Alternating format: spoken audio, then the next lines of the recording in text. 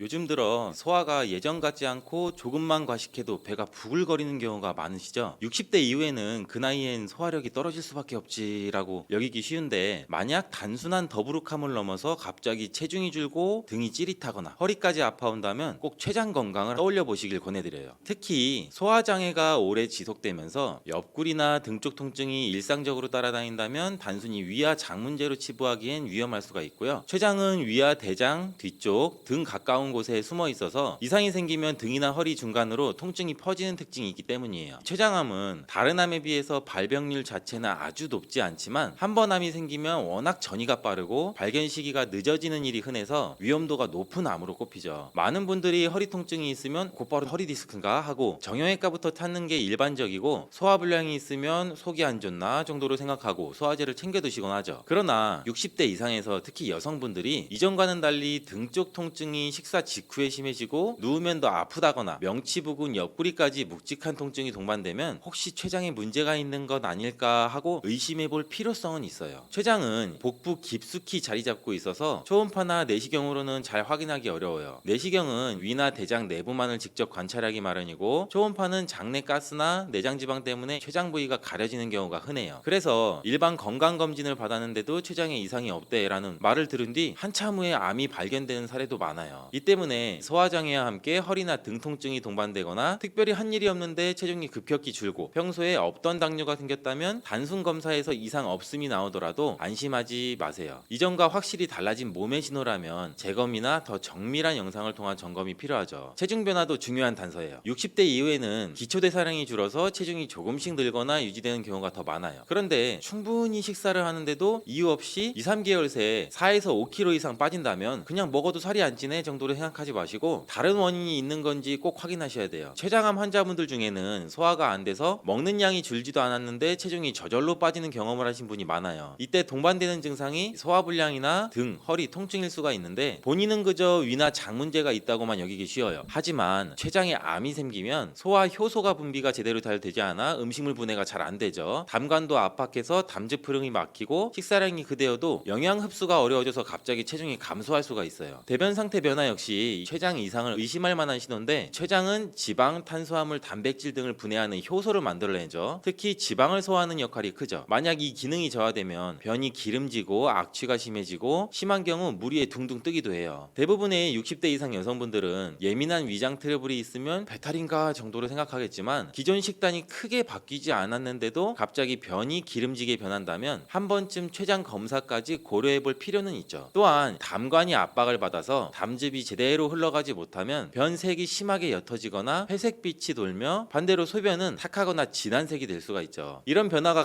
감지되었는데도 장염이나 단순 소화불량증으로 여겨서 넘어가면 뒤늦게 심각한 병이 발견되는 경우가 생길 수 있으니 주의하시는 게 좋아요. 췌장은 혈당을 조절하는 인슐린 등의 호르몬도 분비하죠. 따라서 췌장암이 진행되면 인슐린 분비가 불안정해지고 당뇨가 새로 생기거나 기존 당뇨 환자는 혈당 조절이 갑작스럽게 어려워지는 일이 생길 수가 있겠죠. 60대에 접어들어서 당뇨 진단을 처음 받았거나 기존 당뇨가 급속도로 악화된 분들 중에는 그 원인이 췌장 쪽 이상 때문인 사례도 있어요. 당뇨 수치가 갑자기 왜 이렇게 뛰지 싶을 때 별다른 이유가 없고 동시에 소화 문제나 체중 감소, 허리 통증까지 나타난다면 단순히 혈당 문제로만 치부하지 마시고 췌장암 가능성을 열어두신 채 정밀 검사를 받아보시는 게 좋겠죠. 그렇다면 왜 췌장암은 한 번 늦게 발견되면 예후가 그렇게 좋지 않을까요? 이유는 췌장의 위치와 구조 그리고 빠른 전이 속도 때문인데, 췌장은 간, 담관, 십이지장 등 여러 기관과 연결돼 있고 복부 깊숙한 곳을 지나는 큰 혈관과 림프절도 밀접하게 분포되어 있어요. 게다가 대부분의 초기 증상이 가벼운 소화 문제나 등 통증처럼 흔한 문제와 구분이 힘들다 보니 환자분들이 이상하다 싶을 때 이미 암이 커져 있거나 주변 장기로 전이가 진행된 상태인 경우도 많아요. 특히 60대 이상인 경우에는 다른 기저질환, 고혈압이나 심장질환, 당뇨 등을 같이 앓고 있을 가능성이 높아서 항암 치료나 방사선 치료도 쉽지 않고 수술 범위 역시 넓어질 수밖에 없죠. 그래서 췌장암을 진단받았을 때 늦게 발견된 환자분들의 5년 생존율이 매우 낮은 거예요. 다른 장기에 비해서 췌장암이 까다로운 또 다른 이유는 일반적으로 받는 건강검진만으로는 조기 진단이 어렵다는 점이죠. 복부 초음파나 위 내시경만으로는 췌장이 가려질 가능성이 높고, 종양 표지자 검사 CA19-9 등 결과가 정상이라고 해서 반드시 암이 없다고 단정할 수는 없죠. 실제로 췌장암이 상당히 진행될 때까지 표지자가 별로 오르지 않는 경우도 있어요. 60대 이후라면 허리 통증이나 소화불량 때문에 병원을 찾았어도 의사분 입장에서는 초기에는 우선 흔한 질환, 디스크 위궤양, 역류성 식도염 등등부터 의심하기 마련인데 이 과정에서 췌장 검사가 뒤로 밀려 암을 놓치는 사례도 생길 수가 있겠죠. 이 때문에 만약 가족 중에 췌장암 환자 있는 분이라면 더욱 신경을 쓰시는 편이 좋겠죠. 특히 가족 중 2명 이상이 췌장암을 앓은 병력이 있으면 유전적으로 위험도가 높을 수가 있으니 평소 복부 초음파만 하고 끝내지 말고 CT나 MRI 검사 같은 영상 검사를 정기적으로 검사를 하시는 것을 권장드려요. 예를 들어서 60대 이후에 흡연이나 음주 습관이 계속되고 비만 상태가 겹치는 분들은 매년 혹은 6개월마다 번갈아 가면서 CT와 초음파를 실시해 혹은 염증 변화가 없는지 꼼꼼히 살피기도 하죠. 최근에는 유전자 검사를 통해 특정 졸염 변이가 있으면 검사 주기를 더 자주 잡는 식에 적극적으로 대처하는 추세죠. 췌장암 고위험군이 아니더라도 몸의 신호를 무시하지 않는 태도는 중요하죠. 흔하게 나타나는 소화불량이나 허리 통증이지만 예전과는 다른 방식으로 지속된다면 가볍게 넘기지 마세요. 예를 들어 식사를 마치면 통증이 극심해진다던가 누우면 허리가 더 아파서 옆으로 웅크려야 좀 나아진다거나 무슨 약을 먹어도 소화가 잘 안 되고 변이 기름지거나 살이 갑자기 빠지면서 혈당 수치까지 덩달아 오르는 경우라면 반드시 전문의를 찾아서 췌장 쪽도 검사할 수 있겠냐 물어보시기를 권해드려요. 의료진이 내시경도 하셨고 초음파도 보셨으니 괜찮으실 겁니다 라고 말하더라도 본인이 느끼는 증상이 사라지지가 않았다면 재검을 받아보시는 것도 추천드려요. 만약 검사 결과가 정상이라고 해도 계속된 이상 신호가 있다면 놓칠 수 있는 미세 병변은 없는지 추가 촬영을 요청해 보는 것이 조기 진단을 위한 방법이 될 수가 있겠죠. 췌장암을 예방하고 위험을 낮추기 위해서는 생활습관 관리도 필수적이죠. 특히 흡연, 과음, 비만은 췌장암 발생 위험을 높이므로 금연과 절주로 췌장을 혹사하지 않도록 유의해야 되고 담배 연기에 포함된 발암물질은 폐뿐 아니라 전신을 돌아다니면서 췌장에도 영향을 미치고 과음은 반복적인 췌장염을 불러서 염증 상태가 장기화될 수 있겠죠. 비만은 인슐린 저항성을 높여 췌장의 과부하를 일으키므로 혈당 조절이 원활하지 않게 되면서 암 발생 위험이 올라갈 수가 있겠죠. 나이가 들면서 금연, 절주, 체중 관리를 실천하기가 더 힘들 수 있지만 췌장암만큼은 되돌리기가 어려운 암이니 전문의들도 이 점을 반복해서 계속 강조하고 있죠. 식습관 역시 중요하죠. 지방이나 당분이 많은 음식을 과도하게 섭취하면 그만큼 췌장이 열심히 소화 효소와 인슐린도 분비해야 되고 염증이나 돌연변이가 생길 가능성도 커지죠. 예를 들어 기름진 고기, 튀긴 음식, 달콤한 간식 등을 매일매일 섭취하면 췌장은 휴식 시간 없이 혹사당하게 되죠. 반면 채소류와 통곡류처럼 섬유질이 풍부한 식품은 소화와 흡수를 완만하게 만들어서 혈당이 갑작스럽게 치솟지 않도록 도와주고 그만큼 췌장 부담이 줄어들게 되죠. 과일 주스도 과일을 통째로 먹는 것과는 달리 섬유질이 제거돼서 당분이 빠르게 흡수되니 오히려 혈당이 급상승할 위험이 있다는 점도 기억해 두시면 좋겠어요. 여기에 규칙적인 운동 습관을 곁들이면 대사 기능을 유지하는 데 큰 도움이 되죠. 60대가 넘으면 근육량이 줄고 복부 지방이 늘어날 가능성이 높지만 가벼운 걷기라도 꾸준히 하면 체중과 혈당 조절이 한결 쉬워지겠죠. 인슐린 분비가 안정적으로 이루어지게 되면 췌장이 무리할 일이 훨씬 줄어들고 결국에는 췌장암 발생 위험들도 낮아지게 되겠죠. 만약 이미 만성 췌장염을 앓고 있거나 가족력이 있는데도 흡연이나 음주 습관을 끊지 못했다면 단순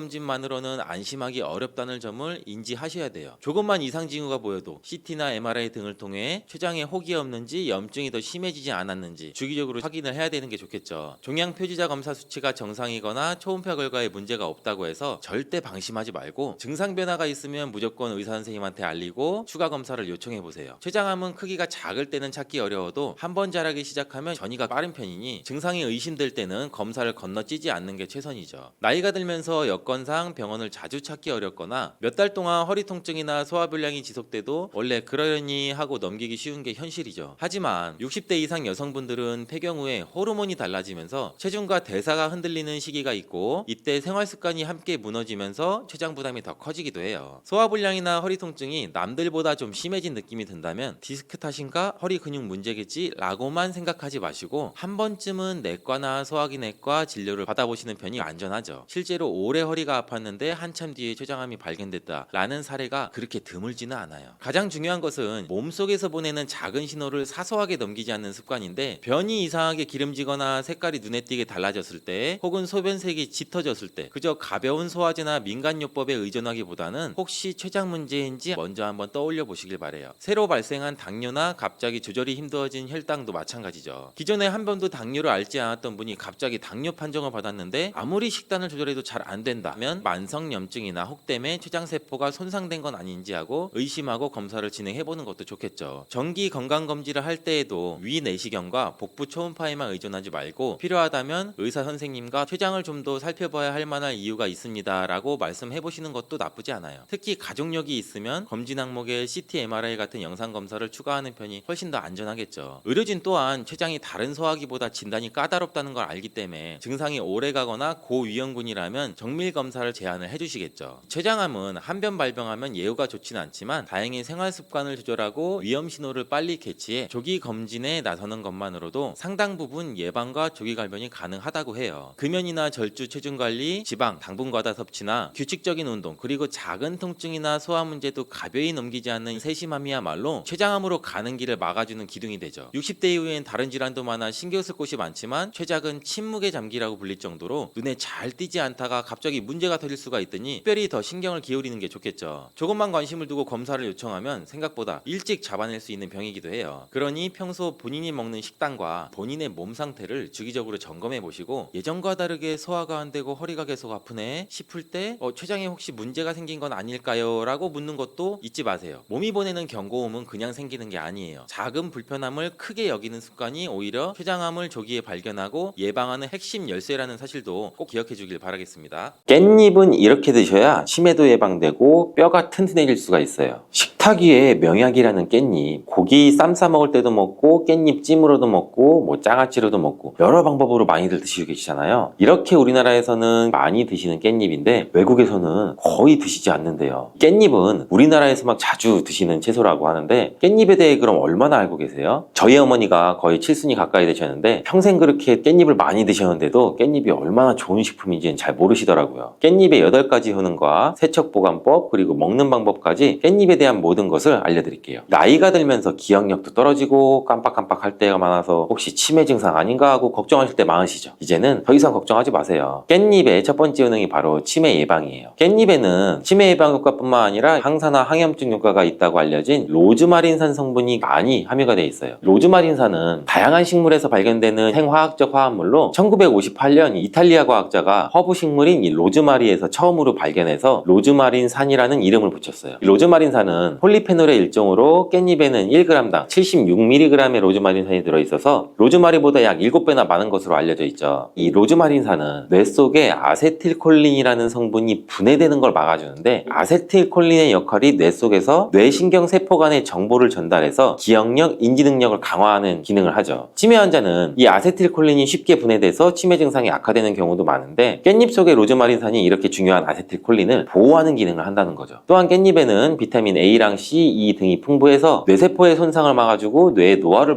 예방해주는 효과도 있어요. 그리고 깻잎에는 철분도 풍부해서 빈혈 예방 효과도 가지고 있고 뇌의 산소 공급을 더 원활하게 해주기 때문에 다방면으로 뇌의 건강에 도움을 받을 수가 있죠. 그래서 이런 깻잎의 섭취와 함께 부가적으로 치매 예방을 위해서는 규칙적인 운동과 균형 잡힌 식습관, 스트레스 관리 등이 함께 이루어지면 훨씬 더 좋은 효과를 발휘할 수가 있겠죠. 깻잎의 두 번째 효능은 바로 뼈 건강에 도움을 준다는 거예요. 보통 여성의 경우 폐경 이후에 골밀도가 감소해서 골다공증이 오는 확률이 많아지는데 이 골다공증을 예방하기 위해서 우리가 보통 칼슘제를 복용하고 필요한 경우에는 병원에서 처방약을 받아 복용을 하시게 되잖아요. 깻잎에는 이 칼슘이 굉장히 많이 들어있어요. 채소 중에 칼슘의 왕이라는 이 시금치보다도 무려 7배나 더 많이 들어있고 우유보다도 2배나 더 많은 칼슘을 가지고 있죠. 근데 이 칼슘은 몸의 흡수율이 낮기 때문에 칼슘 영양제를 드셔도 효과가 약한 경우도 있어요. 깻잎에 많이 들어있는 성분 중에 하나가 비타민 K예요. 이 비타민 K는 칼슘 대사에 관여하는 오스테오칼신이라는 단백질을 활성화시키는데 이 오스테오칼신은 혈관 속에 있는 칼슘이 뼈로 이동하는 것을 도와주기 때문에 조금 더 직접적으로 골밀도를 높이는 데 도움을 줄 수가 있겠죠. 이렇게 깻잎은 다방면으로 골다공증 예방에 큰 도움을 주는데 놀라운 효능이죠. 깻잎의 세 번째 효능은 바로 항암작용이에요. 깻잎은 강력한 항암작용 효과가 있는데 바로 깻잎에 들어있는 파이토케미컬이라는 성분들 때문이에요. 특히 루테올린, 퀘세틴 같은 성분들은 암세포가 증식하고 전이되는 걸 억제하고 암세포가 자연스럽게 죽도록 자멸기전을 유도하는 효과도 있어요. 또 항산화, 항염증 효과도 가지고 있어서 암세포가 발현되는 것을 초기부터 억제하는 효과도 갖고 있고요. 임상연구에서 특히 이 파이토케미컬은 위암, 유방암 등에서 직접적으로 암세포의 성장과 증식을 억제하는 효과를 보여주었어요. 또 고유감에 있어서도 큰 억제 효과가 있는 것으로 보고가 되었죠. 이렇게 항암작용이 있는 깻잎 꼭 기억하시고 암 예방에도 많은 도움을 받으시길 바라고요. 네 번째 깻잎의 효능은 눈 건강에 도움을 주는 거죠. 깻잎에는 루테인이 풍부하게 들어있어서 루테인은 눈의 망막에 축적이 되는 항산화제로서 함으로써 자외선에 의해서 발생하는 활성산소를 제거하죠. 그래서 눈의 노화를 예방하고 시력을 유지시키는 데 반드시 필요한 거고, 또 루테인은 눈의 황반을 구성하는 성분으로 황반 변성이나 백내장 같은 안구 질환을 예방하는 데도 필수적이죠. 또 이 깻잎에는 루테인 말고도 베타카로틴이 풍부한데, 베타카로틴은 비타민 A의 전구체죠. 눈의 점막을 보호하고 야맹증을 예방해주고 항산화 작용과 함께 눈의 피로 해소에도 도움이 되고, 이렇게 깻잎이 눈의 노화 방지와 기능 유지에 큰 도움을 준다는 점 꼭 기억하시면 좋겠죠. 다섯 번째 깻잎의 효능은 바로 소화기능 촉진이에요. 깻잎 100g에는 식이섬유가 약 4g이나 들어있는데, 이 풍부한 식이섬유는 장 운동을 촉진하고 변비를 예방할 뿐 아니라 소화기능을 돕는 데 큰 역할을 하죠. 또한 깻잎의 이런 효능은 음식물을 빨리빨리 움직이게 해서 장에서 오래 머물지 않게 해요. 음식물이 장에 오래 머물게 되면 들어보신 적이 있을 수도 있는데 담적병이라는 것이 생길 수가 있죠. 담적 독소가 생기면서 전반적인 소화장애나 팽만감, 통증 등이 유발되고 위장관의 순환을 저해하는데, 깻잎의 식이섬유들은 이 담적병을 예방하는 데 도움을 줄 수가 있죠. 여섯 번째 깻잎의 효능은 강력한 항균 기능이죠. 여러분, 이 깻잎에는 그 특유의 향이 있잖아요. 이 특유의 향을 나타내는 것은 페릴 알데하이드랑 페릴 케톤 등의 성분 때문인데, 바로 이 성분들이 세균과 바이러스를 억제하는 향균 작용을 나타내요. 또한 깻잎에 많이 함유된 로즈마린산도 강력한 항균 작용을 하는데, 이 때문에 다양한 감염을 예방하는 효과를 갖고 있어서 몸의 건강을 유지할 수가 있죠. 마지막 일곱 번째 깻잎의 효능은 면역력 강화와 조절이에요. 대표적인 항산화 물질인 베타카로틴이 깻잎에 풍부해서 면역력을 높여주고, 또한 깻잎에는 비타민 A, C가 풍부한데, 이 비타민들은 백혈구의 활성화를 도와주죠. 그리고 앞에서 얘기했던 루테올린과 퀘세틴 성분은 염증 매개체의 분비 및 히스타민의 방출을 억제해서 면역계가 과활성화되면서 나타나는 콧물이나 재채기, 가려움, 이런 알러지 증상 등을 완화시킬 수가 있죠. 이렇게 좋은 효능이 많은 깻잎도 드실 때 주의하셔야 할 분들이 있어요. 깻잎에는 다른 좋은 성분들과 함께 칼륨 또한 함유량이 높기 때문에 신장이 약하신 분들이 깻잎을 많이 드시면 신장에 무리를 줄 수가 있으니 과다하게 섭취하는 것을 피하길 바라고, 비타민 또 K가 풍부하다고 했잖아요. 이 비타민 K는 혈액을 응고시키는 효과가 있어요. 그래서 처방으로 혈전 용해제를 복용하시는 분들이 깻잎을 많이 드시면 약의 효과도 떨어질 수가 있기 때문에 일상적으로 가볍게 드시는 정도는 무리가 없지만 과하게 드시는 거는 피하는 게 좋겠죠. 또 하나의 주의사항이 있는데, 그것은 바로 잔류농약이죠. 국립농산물품질관리원에서 조사를 했는데 잔류농약 수치가 깻잎, 상추, 부추 순으로 깻잎이 제일 많았대요. 그 이유가 있는데, 깻잎 뒷면에 보시면 까칠까칠한 잔털들이 많이 있잖아요. 이 잔털 때문에 농약뿐 아니라 다른 이물질, 애벌레, 벌레알 등이 잘 달라붙어 있대요. 그래서 깻잎은 특히 세척이 아주 중요한데, 세척하는 방법도 알려드릴게요. 깻잎은 흐르는 물에만 씻으면 절대 안 돼요. 깻잎의 상한 부분이나 검게 변한 꼭지 부분을 잘라주고 물에 푹 담가주시는 게 좋아요. 그리고 식초를 조금 넣고 5분 정도 기다려주세요. 그 후에는 깻잎 한 장 한 장씩 떼서 흐르는 물에 앞뒷면을 잘 씻어주시면 돼요. 뭐 세척이 그렇게 어렵진 않죠. 깻잎은 또한 금방 검게 돼서 보관하기 약간 어려운 채소인데, 보관법도 바로 알려드릴게요. 깻잎은 낮은 온도에 약하고 보관할 때도 수분이 없으면 금방 시들어 버리거든요. 오래 보관할 수 있는 방법은 깻잎을 깨끗이 씻고 물기를 너무 탈탈 털지 마시고, 혹시나 너무 탈탈 터셨다면 지퍼백 안에 물을 살짝 넣으시면 돼요. 깻잎의 꼭지를 아래로 향하게 해서 넣어주시고, 그러면 아래쪽에 고인 물에 깻잎의 꼭지가 살짝 잠겨 물을 흡수하게 되면 금방 시들지 않아요. 그리고 냉장고에 문짝에 세워서 보관해 주시면 되죠. 냉장고 안쪽은 온도가 상대적으로 낮아 깻잎이 쉽게 상할 수가 있어서 바깥쪽인 문에 보관하시면 되는 거예요. 깻잎도 드시는 방법이 중요한데, 생으로 먹을 때도 물론 좋은데 찜으로 먹을 때 영양소의 흡수를 더욱 많이 할 수가 있어요. 간단하면서도 맛도 좋고 영양도 좋은 깻잎찜 만드는 방법도 알려드릴게요. 우선 잘 씻은 깻잎을 준비하시고 양념장을 만들어요. 양념장은 고춧가루 1스푼, 간장 1스푼, 물 5스푼, 다시마 육수가 있다면 더욱 좋겠죠. 그리고 설탕 1스푼, 매실청 1스푼, 들기름 2스푼을 넣어주고 양파 반 개를 잘 다져서 양념장에 넣어주신 다음 섞어주면 되죠. 들기름을 사용하게 되면 향도 좋을 뿐 아니라 들기름에는 항염증에 효과가 좋은 이 감마 리놀렌산이 풍부해서 아토피나 피부 건조증에도 많은 도움을 줄 수가 있죠. 그리고 깻잎과 들기름을 같이 조리를 하면 깻잎의 풍부한 항산화 성분인 베타카로틴의 흡수율도 높을 수 있는 효과도 있어요. 오늘 알려드릴 깻잎찜은 불을 사용하지 않고 전자레인지를 이용할 건데요. 전자레인지 용기에 깻잎을 넣고 양념장을 잘 묻혀줘요. 또 깻잎을 넣고 양념장을 묻혀주시고 겹겹이 깻잎을 잘 넣은 다음에 랩으로 잘 덮어주시고 숨구멍을 뚫어주죠. 그리고 전자레인지에 넣고 2분 정도 돌려주면 끝이에요. 정말 간단하죠. 두 번째 깻잎을 드시는 방법은 깻잎 두부 계란전이에요. 먼저 잘 씻은 깻잎을 채 썰어주시고 두부 반모를 면포에 걸러 물기를 짜주죠. 여기에 계란 2개를 넣어주시고 약간의 소금으로 간을 하시면 돼요. 잘 섞어서 그리고 반죽을 한 다음에 팬에다가 잘 붙여주시면 되는데, 이렇게 같이 드시는 이유가 있어요. 첫 번째는 깻잎을 계란과 함께 드시면 치매 예방 효과도 나타날 수가 있고, 깻잎에 로즈마린산이 아세틸콜린에 분해되는 것을 막아준다고 했잖아요. 계란 노른자 속에 풍부한 콜린이 바로 이 아세틸콜린의 양을 증가시켜 인지 능력 저하, 기억력 개선을 도와줄 수가 있죠. 그리고 두 번째, 두부에는 비타민 D의 함량이 풍부하기 때문에 두부 100g에는 하루에 섭취해야 되는 비타민 D의 양이 약 40배나 많은 비타민 D가 들어있어요. 깻잎에 풍부한 칼슘이 두부의 비타민 D와 만나 흡수율이 좋아지게 되죠. 이렇게 깻잎을 계란 두부와 함께 드시면 치매 예방과 골다공증 예방에 아주 좋은 음식이 되겠죠. 간단하고 영양이 풍부한 깻잎 두부 계란전 꼭 한번 해 드셔보시기를 바라요.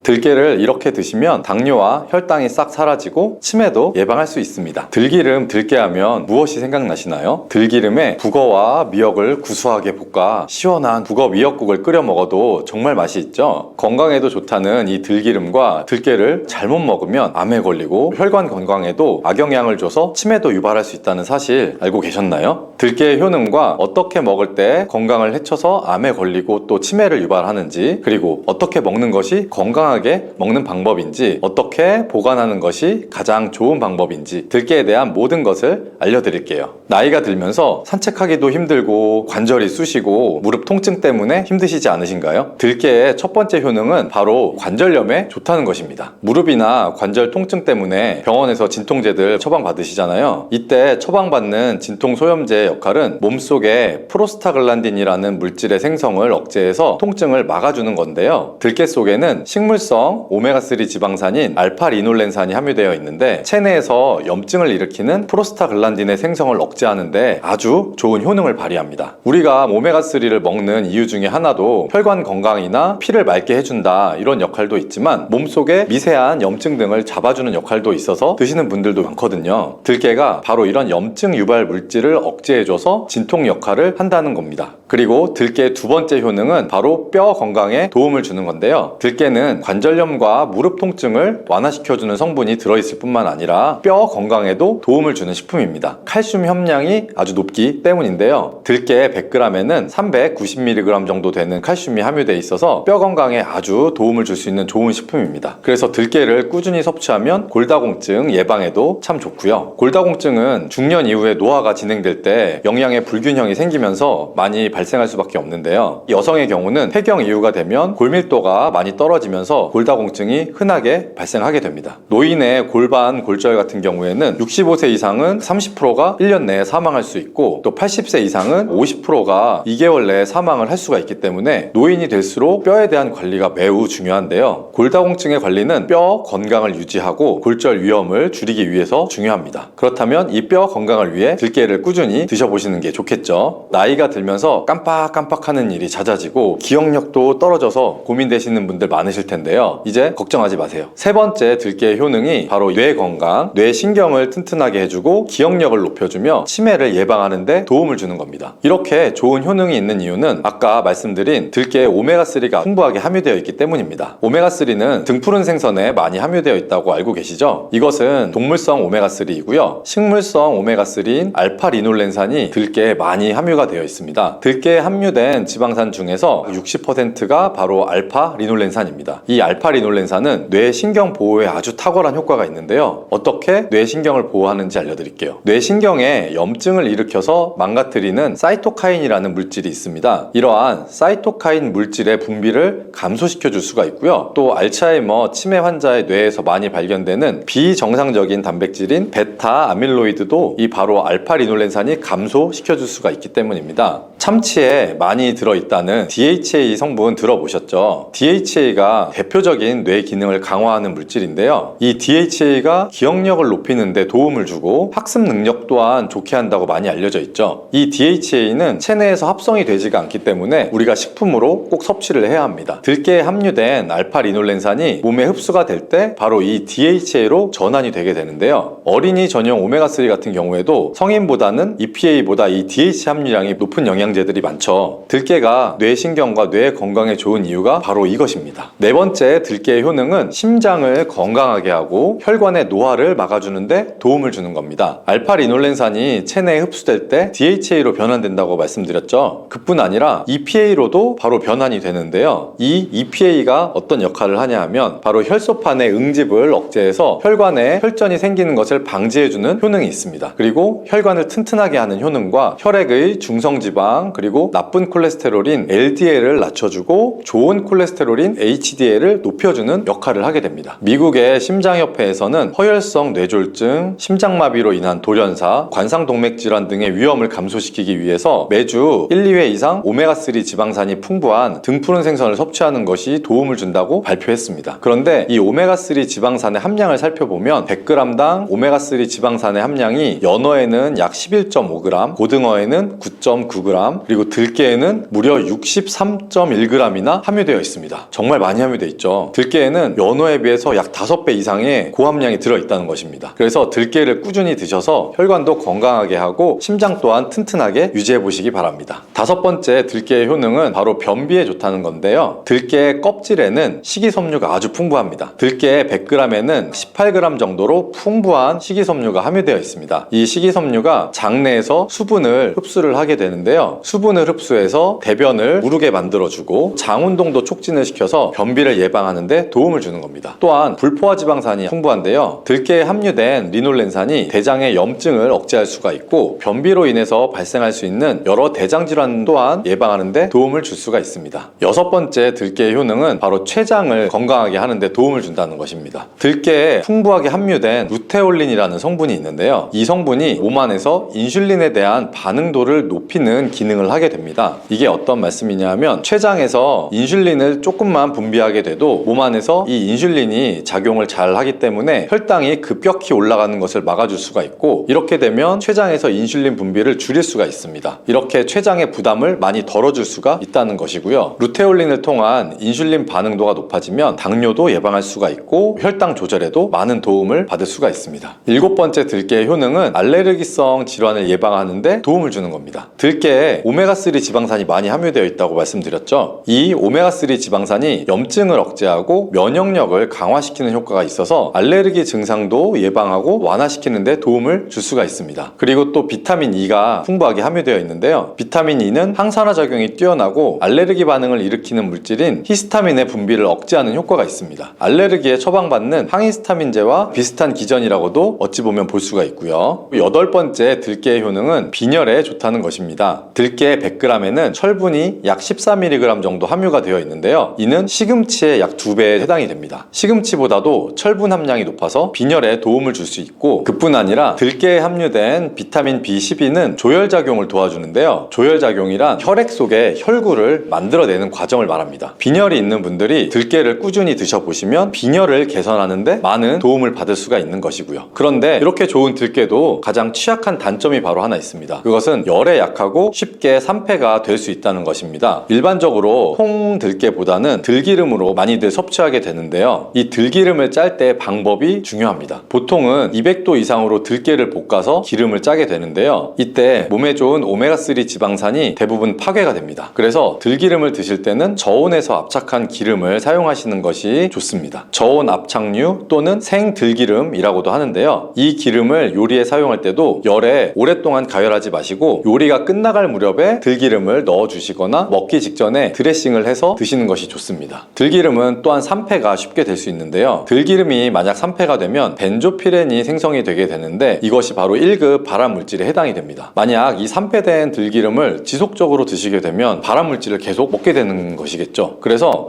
들기름의 사용기한을 지켜주는 것이 좋은데요. 보통은 2달 이내로 빨리 드시면 가장 좋고요. 만약 개봉을 하셨다면 1달 이내에 소비하는 것을 권장해 드립니다. 보관하는 방법도 중요한데요. 신문지나 검은 비닐 등으로 감싸서 빛을 차단하고 밀봉해 준 상태에서 반드시 냉장 보관하시는 것이 좋습니다. 실온에 두면 들기름의 산패는 급속히 진행이 될 수가 있습니다. 그런데 이 들기름을 오래 보관할 수 있는 방법도 있는데요. 그것은 참기름과 섞어서 보관하는 것입니다. 참기름에는 비타민 E와 세사몰이라는 성분이 있는데요. 이 성분이 산패를 막아주는 데 도움을 줍니다. 이 세사몰이라는 성분은 참기름을 고온에서 볶거나 기름을 짜는 과정에서 생성되는 물질인데요. 이 때문에 다른 기름에 비해서 참기름이 산패가 느리고 지속성이 좋은 것이죠. 그래서 들기름과 참기름을 7:3 또는 8:2 정도로 섞어서 보관하시면 조금 더 오래 보관하실 수가 있습니다. 그런데 들깨를 기름으로 드시게 되면 들깨의 껍질은 섭취할 수가 없는데요. 들깨 껍질에는 몸에 좋은 식이섬유와 대표적인 항산화 물질인 폴리페놀 성분들이 많이 들어 있습니다. 그래서 그래서 들깨를 제대로 드시려면 들기름보다도 통들깨 자체로 드시는 것이 좋습니다. 마트에 가면 통들깨보다는 들깨 가루를 많이 판매하는데요. 들깨 가루는 산패가 빨리 될 수 있기 때문에 통들깨를 구매해서 드셔보시길 바랍니다. 통들깨를 구매하시면 그 안에 작은 돌이라든지 이물질이 들어있어서 세척을 잘 해주셔야 하는데요. 세척하는 방법을 알려드릴게요. 먼저 들깨를 물에 담가서 씻어주시고요. 그리고 물 위에 뜨는 것들만 채로 걷어서 옮겨주시기 바랍니다. 이렇게 하면 바닥에 이물질만 남는데요. 이것을 버리고 또 물에 담가서 씻고 물 위에 뜨는 것만 채로 걷어서 옮겨주시면 됩니다. 이 작업을 3-4번 정도 반복해주면 되는데요. 이렇게 하면 통들깨를 깨끗하게 세척할 수가 있습니다. 깨끗하게 세척한 통들깨는 자연 건조 해주셔도 되긴 하지만 시간이 오래 걸리니까 팬에 담아서 약한 불로 건조시켜 주거나 쉬운 방법은 전자레인지를 이용해 보셔도 됩니다. 전자레인지를 이용한 건조 방법을 알려드릴게요. 세척한 통들깨를 접시에 담아 주시고요. 이렇게 해서 5분 정도 돌려주시고 상태를 한번 확인합니다. 아직 좀 건조가 덜 됐을 수 있는데요. 한 번에 오랜 시간 전자레인지에 돌리면 들깨가 탈 수 있기 때문에 이렇게 5분 정도씩 돌려가면서 상태를 한번 확인해 주시고 완전히 건조될 때까지 이 작업을 해주시면 됩니다. 완전히 건조된 통들깨는 그냥 스푼으로 떠서 드셔도 되고요. 먹을 만큼씩 믹서기에 갈아서 음식에 넣어서 드셔도 되고 통들깨 자체로 음식에 넣어서 드셔도 됩니다. 이렇게 하시면 들깨를 산패되지 않은 상태로 신선하고 건강하게 버리는 것 없이 드실 수 있습니다.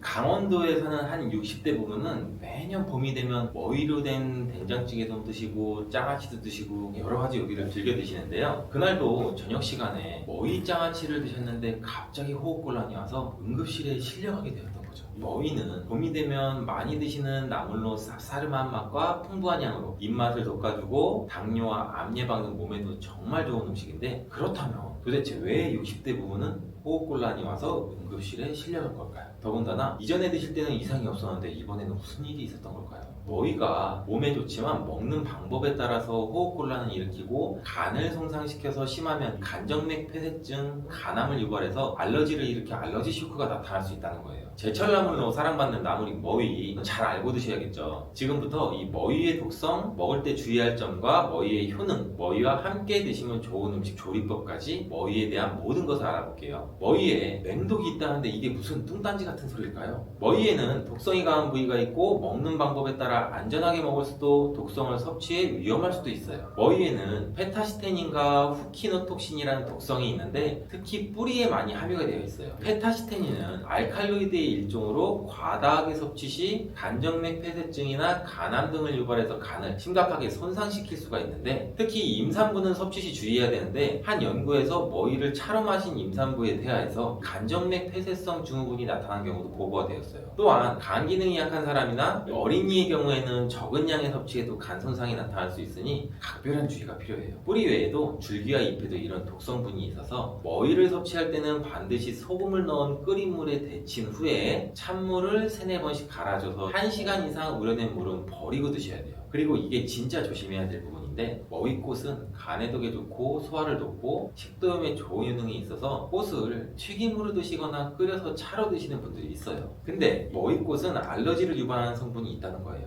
그래서 60대 부부도 머위꽃을 드시고 알러지 쇼크로 호흡곤란이 와서 응급실에 실려갔던 거예요. 정확히는 숫꽃의 꽃가루에 있지만 암꽃에도 꽃가루가 묻어있을 가능성이 높으니 머위꽃을 드실 때는 주의하셔야 되는데, 알러지 반응이 일어나면 호흡기에 이상이 생길 수 있고 발진이 나타나거나 심하면 얼굴이 붓거나 두드러기가 올라올 수도 있겠죠. 복통과 설사, 구토 등의 증상이 심하면 알러지 쇼크가 일어날 수도 있어요. 머위의 알러지를 일으키는 성분은 높은 열에도 소멸되지 않기 때문에 오래 끓이거나 튀겨도 성분은 그대로 있다는 걸 잘 아셔야 되고요. 추가로 머위는 국화과 식물이기 때문에 국화꽃에 알러지가 있는 분들은 특별히 주의하셔야 응급 상황이 발생하는 걸 예방할 수가 있겠죠. 그렇다면 머위가 이렇게 위험하니 드시지 말아야 될까요? 그런 건 아니고, 머위는 이렇게 몇 가지만 조심한다면 정말 몸에 좋은 나물인데, 머위의 엄청난 효능은 어떤 게 있는지 한번 알아볼게요. 머위의 첫 번째 효능이 항암 제거이에요. 머위는 미네랄이 풍부한 알칼리성 식품이고 비타민 C, 비타민 A, 폴리페놀 등의 항산화 성분이 풍부한 채소예요. 머위의 풍부한 폴리페놀 성분은 강력한 항산화 작용을 해서 기형세포와 염증세포, 암세포 등을 더 이상 증식하지 못하도록 억제하는 역할을 해줘요. 실제 연구에서 위암세포의 상장을 40% 이상, 간암세포의 성장을 70% 이상 억제하는 것으로 확인됐고, 이런 효능과 더불어서 베타카로틴과 다양하게 함유된 비타민 성분들이 암을 유발하는 각종 염증과 유해 물질들을 없애주고 해주고 암세포를 사멸하게 하는 작용도 하는데, 특히 여성의 자궁분종, 자궁염, 요도염, 방광염, 방광암 이런 암들이나 염증에 효과가 좋은 것으로 알려졌고, 남성은 전립선염, 방광염, 위염, 장염, 방광암 등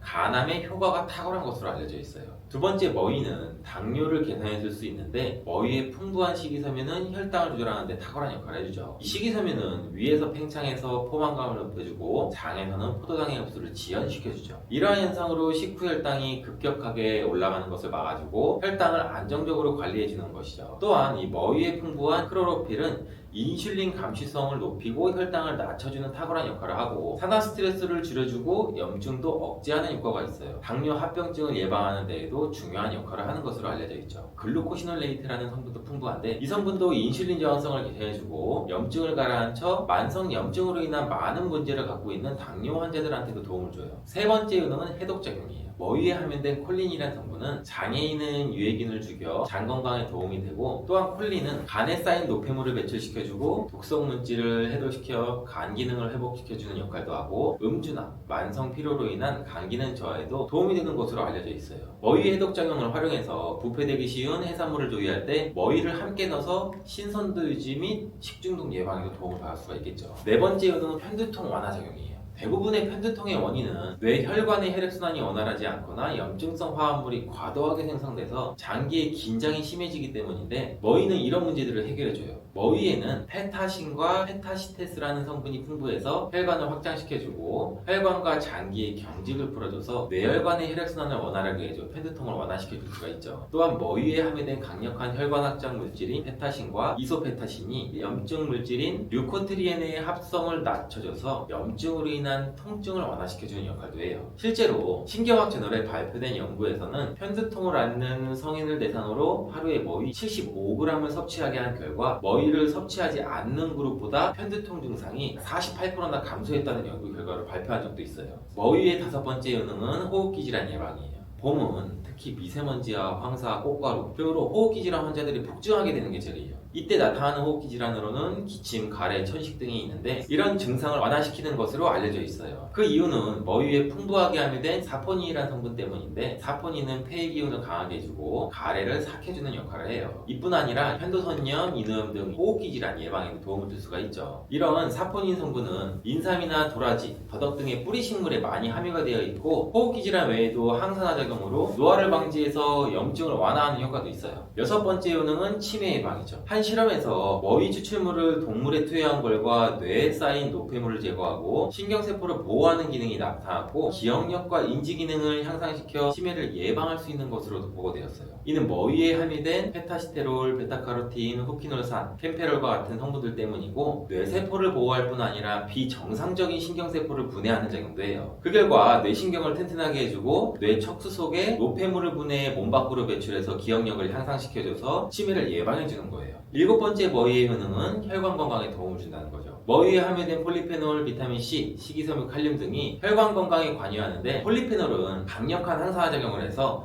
혈관세포의 기능을 개선하고 염증을 감소시켜주는 역할을 해요. 비타민C는 콜라겐 합성도 촉진하고 혈관 건강도 향상시켜주고, 식이섬유는 혈중 콜레스테롤 수치를 낮춰주는 역할도 해요. 또한 칼륨은 혈압 조절에도 기여하고 몸 안에 있는 나트륨을 바깥으로 배출시켜서 혈압을 낮추는 효과도 할 수가 있겠죠. 혈관세포를 이완시켜 말초혈관의 저항이 감소해서 혈압을 낮추는 작용도 해요. 이런 역할들로 혈관 질환인 동맥경화나 고혈압 등 혈관계 질환 및 성인병 예방에도 도움을 줄 수가 있겠죠. 이렇게 머위는 엄청난 효능으로 우리 몸 건강에도 도움을 주는데, 그렇다면 머위를 먹을 때 더욱 맛있고 영양가 있게 먹는 방법은 어떻게 될까요? 머위와 함께 드시면 시너지 효과를 발휘해서 몸이 보약이 되는 음식에 대해 알아볼게요. 첫 번째는 바로 두부예요. 머위와 두부를 함께 섭취하면 영양성분의 균형이 아주 좋아지는데, 머위에 함유된 비타민C는 두부의 철분의 흡수를 돕고, 두부의 단백질은 머위의 섬유질 소화를 촉진시켜주고, 또한 두부와 머위의 마그네슘과 칼슘이 굉장히 풍부하거든요. 골밀도를 높여주고 뼈를 튼튼하게 해주고 골다공증 예방과 골절 사고의 위험도 줄여주죠. 두부의 풍부한 이소플라본은 혈관도 이완시키고 혈압을 낮춰주는 역할도 하고 섬유질이 많아 콜레스테롤 수치를 줄여주고 항산화제도 풍부해서 심혈관 질환의 위험을 줄여주는 데 도움을 주죠. 머위와 함께 섭취 시 심혈관을 튼튼하게 하는 보약이 될 수가 있어요. 두 번째는 된장이에요. 된장은 발효를 통해 생성된 풍부한 유산균과 다양한 영양소를 함유하고 있는데 장 건강과 면역력 향상에도 도움을 주는 식품이죠. 머위에 함유된 베타카로틴과 비타민 A는 된장의 리놀렌산의 흡수를 도와주고 항산화 효과가 극대화하게 돼서 암 예방과 뇌혈관의 기능을 향상시켜서 치매 예방에도 탁월한 효능을 발휘하게 돼요. 된장은 머위의 쓴맛을 중화시켜 부드럽게 만들어주는 효과도 있고 머위의 풍부한 칼슘은 된장의 나트륨을 몸 밖으로 배출해주는 기능이 있어 된장을 더욱 건강하게 섭취할 수 있도록 도와주죠. 된장에 부족한 비타민 머위가 보충해주고 머위에 부족한 단백질은 된장이 보충해주고 영양 성분의 균형도 잘 맞춰주는 찰떡궁합의 음식이에요. 세 번째는 미역이에요. 미역에는 철분이 풍부하게 함유되어 있는데 머위의 비타민C는 철분의 흡수를 촉진시켜주는 역할을 하죠. 또 머위와 미역에는 항산화 물질이 풍부해서 우리 몸의 활성산소를 제거해주고 노화 방지와 면역력 강화에도 도움을 주게 되죠. 변비 예방에도 탁월한 효능도 줄 수 있고 이뿐 아니라 머위의 사포닌과 미역의 알긴산이 만나 소화를 돕는 효능도 발휘하게 돼요. 추가로 머위를 맛있게 드실 수 있는 특급 조리법 한 가지 알려드릴게요. 먼저 머위를 소금을 넣은 끓는 물에 5분 정도 충분히 데쳐줘요. 그 후에 찬물을 갈아줘서 1시간 이상 식혀주고 머위를 잘 다듬어주죠. 그 후 두부를 끓는 물에 한번 삶아주고 면포에 담아 물기를 제거해서 으깨줘요. 먹기 좋은 크기로 자른 머위와 으깬 두부에 들기름, 다진 마름, 고춧가루, 까나리, 매실청, 통깨 넣고 잘 버무려주면 맛과 영양성분 모두 좋은 머위 두부 무침이 완성이 되죠.